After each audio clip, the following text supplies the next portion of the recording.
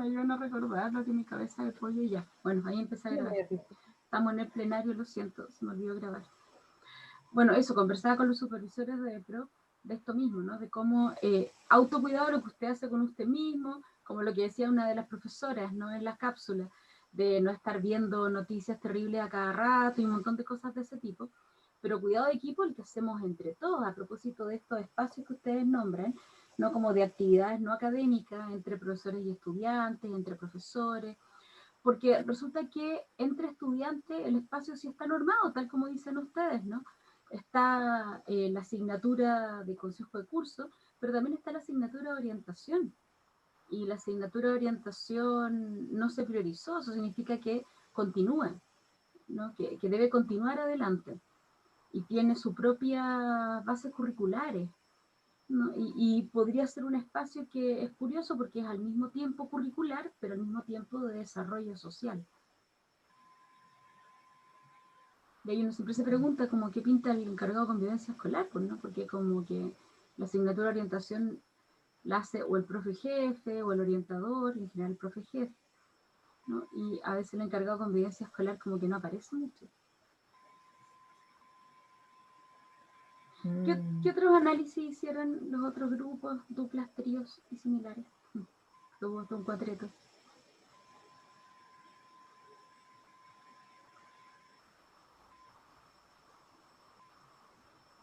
Profe, nosotras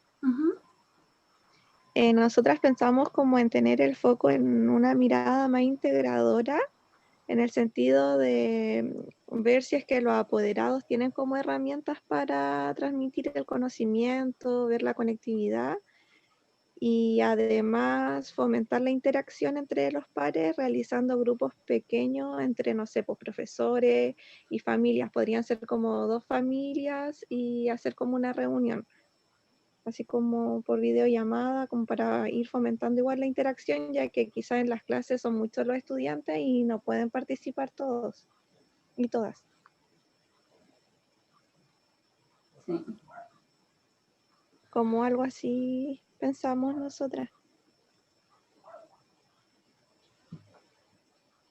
Y ahí vuelve a aparecer de nuevo esto que también decía una profesora, como de la conectividad, ¿no? De cómo trabajar cuando no tienes buena conexión a internet, cuando las condiciones como estructurales tampoco son las más adecuadas, porque se hace bien difícil.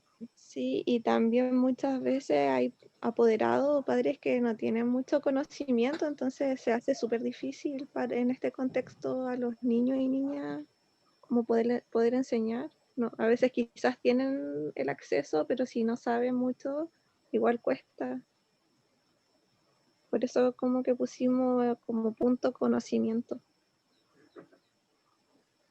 Y ahí, o sea, pensamos que el encargado de la convivencia escolar como poner como su mirada como en una mirada más integradora entre padres y madre y como los estudiantes. No solo como los estudiantes.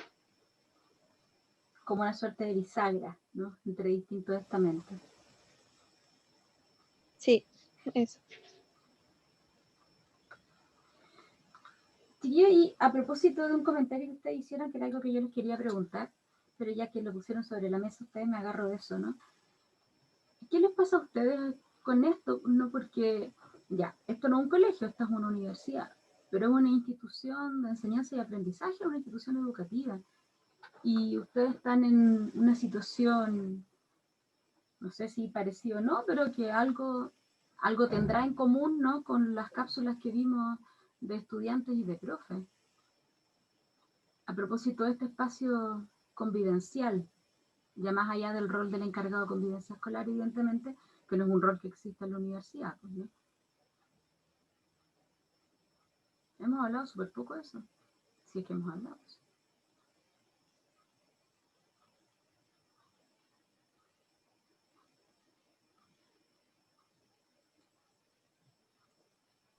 ¿Y qué nos pasa? Es como, ¿qué nos pasa cómo estamos viviendo esto de la convivencia también en estos espacios?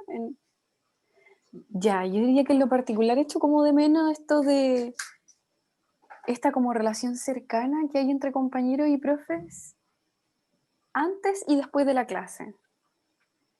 Como el, hola, ¿qué hiciste el fin de semana? Y hablar como, todos así, comentarnos. Y de hecho cada uno como sentado en su puesto, pero al final se genera una conversación entre todos.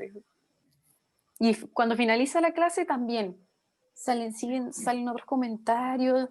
Nos falta quien se acerca a preguntarle al profe o a la profe otra cosa, entonces llegan otros y ahí hay otro espacio de...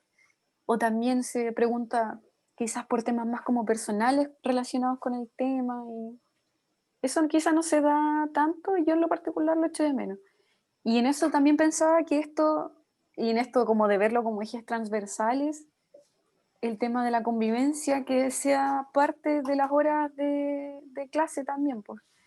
Pero tampoco he visto cómo funciona una clase en un estudiante de tercero medio, en un estudiante de tercero básico, así como ver y cómo articular eso, que siento que sería como bonito, ¿cachai? Y también me imagino el tema de la participación, porque siento que nosotros en particular como estudiantes de psicología de la UPLA hablamos mucho, somos muy buenos para hablar, en comparación con otras clases que son como más directivas, la clase y chao, te va. Me imagino quizás como qué tanto hablarán los estudiantes de tercero medio, por ejemplo, y ahí en eso también el foco te cambia, porque ya pasáis del foco, no podéis llegar y meterte al foco de la convivencia si no tenéis como participación o motivación, ¿cachai? Siento que dependiendo de las dinámicas de cada curso, de cada etapa quizás de edad también, el foco de eso debería ser diferente. Y en nuestro caso también cambia según las universidades y las dinámicas que se establecen en cada grupo que se junta. ¿Es algo que se echa de menos? Sí.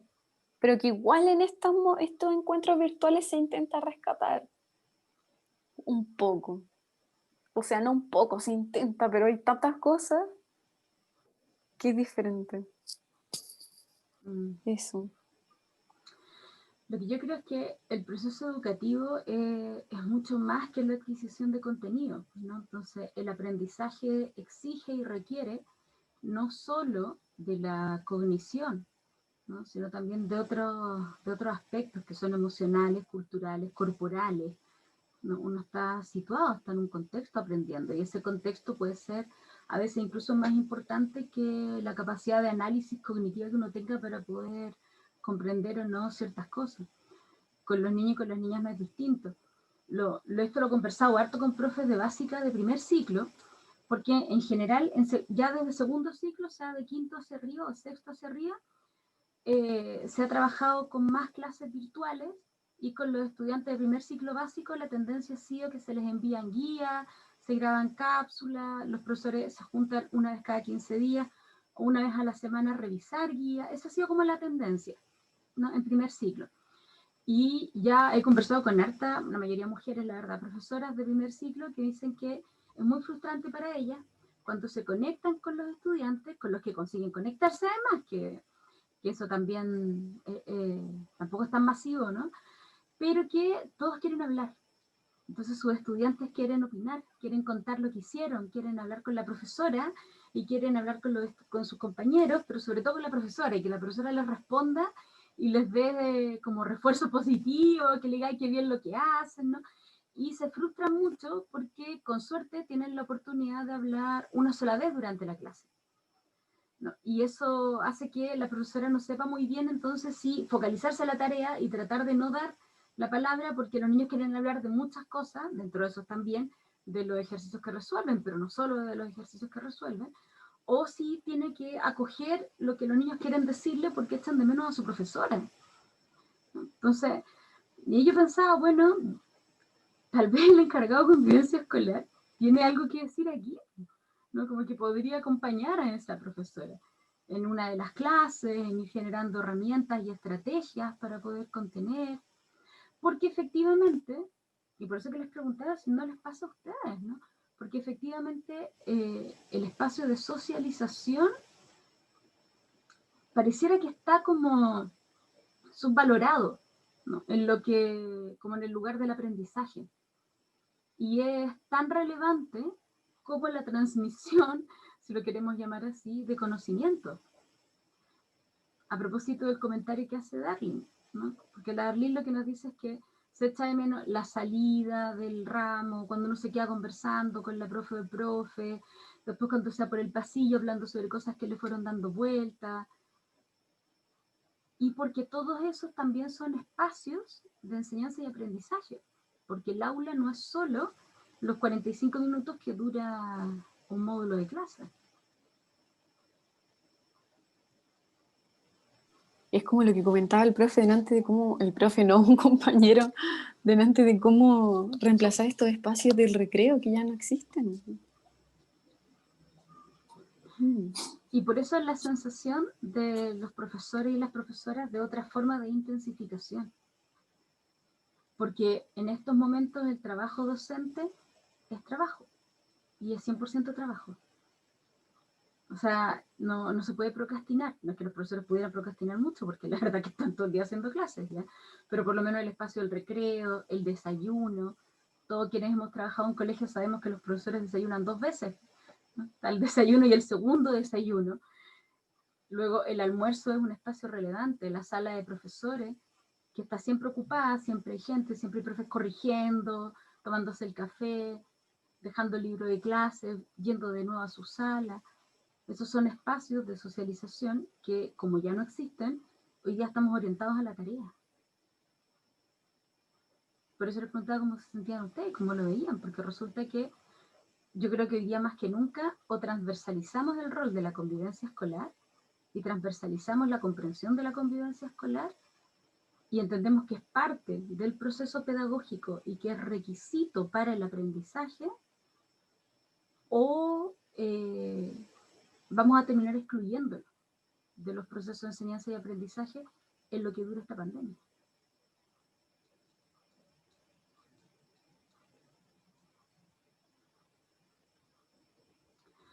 Y esto tiene que ver también con cuáles han sido, recuerden que nosotros cerramos con un conversatorio y que vamos a tener a psicólogos y psicólogas contándonos lo que ha sido su experiencia en la pandemia, ¿ya? Y esto tiene que ver también con de lo que se han quejado muchos psicólogos y psicólogas en este contexto, y es que quienes habían conseguido problematizar su rol, negociar tareas, entrar al aula, por ejemplo, llegó la pandemia y mucho de eso desapareció, porque lo que se les está pidiendo es que hagan atención de estudiantes que estén en algún tipo de riesgo, se contacten con la familia, hagan talleres como de contención socioemocional en este momento, y como que se perdió, no sé si completamente ya, pero que nunca es absoluto esto, ¿no? Pero se perdió una parte de la función educativa de ese rol de psicólogo y psicóloga. Con los encargados de convivencia escolar pasa parecido. Estamos como mirando a estudiantes como si fuesen islitas, ¿no? Un archipiélago, si uno quiere, pero no parte del mismo fenómeno educativo.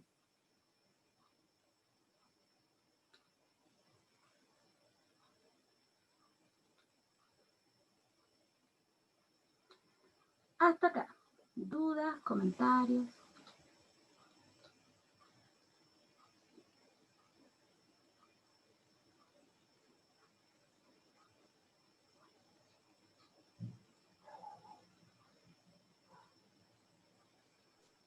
Sobre esto mismo que estamos hablando y la pregunta que sale como tensión en el video también. Porque delante estaba pensando, ya, entonces, ¿y quién hace esto de la convivencia escolar si lo vemos como transversal? ¿Los profes? ¿Las profes? ¿Él o la encargada de convivencia escolar? ¿Y en eso, en qué nos metemos los y las psicólogas en eso también? O sea, en mi cabeza como que intento como ordenarlo, lo estoy viendo como algo lineal, pero me imagino que no debe ser lineal. Y ahí como esas implicancias que caen en este, como las responsabilidades quizás, o como quién resuelve esto, o como los aportes desde cada parte, quizás sería como interesante poder como imaginarlo un poco. ¿Se entiende? Sí. Mira, yo les decía en el video que hay algo que se llama transversalidad educativa, ¿no? Y de hecho el Ministerio de Educación tiene la unidad de transversalidad educativa. Y en transversalidad educativa va a caer todo lo que no es curricular. Esa es la definición. Es decir, sexo-género, ciudadanía, convivencia, todo lo que no es el currículum formal está dentro de lo que el Ministerio de Educación categoriza como transversalidad educativa. Y cada vez que hablamos de temas de transversalidad educativa, se llama transversalidad educativa, valga la redundancia, porque debe ser abordado de forma transversal. O sea que todas las personas que forman parte de la comunidad educativa debiesen abordarla. ¿De qué manera? ¿En qué medida? ¿Quién es responsable finalmente de rendir cuentas, por ejemplo, frente a ese abordaje? Eso ya es otra cosa, ¿no? Pero por lo tanto, todos y todas seríamos responsables de todos los aspectos de la transversalidad educativa. Ciudadanía, convivencia, sexo, género, seguridad, etc. Les decía, son 7 planes obligatorios, de los cuales 6 de ellos corresponden exclusivamente a transversalidad educativa. Entonces, ¿qué significa en términos simples? Que sí, que cada profesor y cada profesora es responsable, ¿no?, de gestionar el espacio que le compete, con el cual interactúa en términos de convivencia escolar. Y todo lo que hace la ley en Chile es determinar quién es la persona responsable de intencionar que eso ocurra, de favorecer que eso ocurra, pero no necesariamente de implementar todas las actividades vinculadas con convivencia escolar. Es quien lidera. Eso es el encargado o encargada de convivencia escolar. Por lo tanto, cada agente escolar tiene un rol particular en relación, en este caso, con convivencia escolar. ¿Cómo se construye ese rol? ¿Qué le compete a cada uno y a cada una? Eso va a depender de cada establecimiento educativo. Entonces, se da el caso de algunos colegios en los cuales el encargado de convivencia escolar es además el psicólogo del colegio. Y su rol va a ser subsumido por el de convivencia. Y esos psicólogos finalmente tienen mucha más formación y trabajo en torno a convivencia que en torno a lo psicosocial o a las diferencias individuales, por ejemplo. Pero también se da el caso de colegios en los cuales el encargado o la encargada de convivencia escolar es un docente. Y entonces uno, como psicóloga o psicólogo, pues lo que tiene que hacer es colocar su disciplina en la medida en que efectivamente esté trabajando con ese encargado de convivencia escolar al servicio de la convivencia. No exclusivamente, pues no es todo lo que vamos a estar haciendo, también vamos a estar trabajando inclusión, también vamos a estar trabajando otras áreas de la transversalidad. Pero dentro de las cosas que vamos a estar haciendo, pues tenemos que poner atención también a convivencia. Por eso que ustedes dan el clavo cuando uno de los grupos partió diciendo que lo primero era definir convivencia escolar. Por eso que cuando grabé el video también yo les decía que partamos por eso, no partamos definiendo qué es convivencia. Y convivencia escolar, como es un significante vacío, es un significante debatido en la literatura. Pero no solo en la literatura, es debatido también en las interacciones. Hagan el ejercicio, hagan la prueba de ir a hablar sobre convivencia escolar con algún amigo o amiga profesor que tengan. Y muchos y muchas de ellos van a empezar a hablar de violencia, así como aquí la convivencia es buena porque no hay violencia, ¿no? Entonces en esa definición de convivencia no posiciona violencia. Pero otros nos dirán otras cosas. Entre que nos llevamos bien, otros tendrán una mirada más burocrática de la convivencia escolar y dirán que es un colegio con buena convivencia porque no tienen denuncias dentro de la superintendencia. Otros les dirán que es un colegio con buena convivencia porque todos participan y quieren al colegio. Y ahí estamos hablando de bienestar social. Entonces se han ido dando cuenta que en realidad es bien contextual y es bien sociohistórico el concepto. Por eso es tan complejo abordarlo, además, ¿no? Y entender qué es convivencia escolar y a quién le corresponde hacerse cargo de ello. Y es muy difícil que vayamos a establecer, por eso que es tan compleja la política pública en convivencia escolar, porque es muy difícil que podamos establecer como grandes marcos de acción para convivencia escolar. Tenemos declaraciones de principios, pero luego, ¿qué tiene que hacer el encargado de convivencia escolar? Chuta, eso es muy difícil que pueda quedar estipulado para todos los colegios por igual. Porque el concepto de convivencia es demasiado contextual y es demasiado sociohistórico. Es una invitación a estarlo refundando a cada rato.